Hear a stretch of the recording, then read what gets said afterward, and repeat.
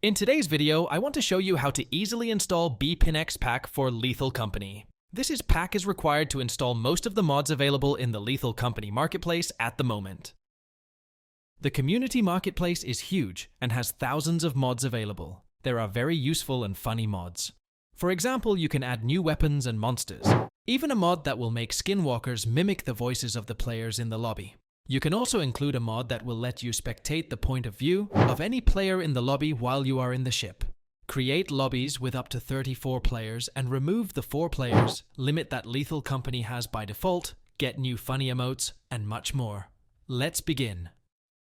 First of all, we need to go to this website called Thunderstore. This website is the best one to install mods at the moment. Then, go to Communities and choose Lethal Company. Click this BepInEx pack. This is a pack that will let us install the plugins correctly. Now we could do this with the mod manager, but in this case I will show you how to do it manually.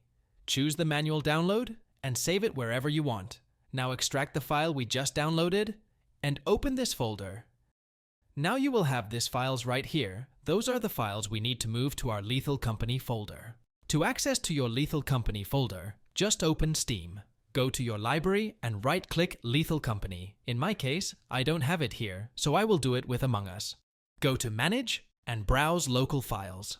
This will open the folder where you have the game. In my case, I have the folder right here. It's the same process, just drag the files into the folder. It says the destination has 2 files with same names, but this is because I installed it earlier. Now we can go to the BepInEx folder. Here is where you will add the mods.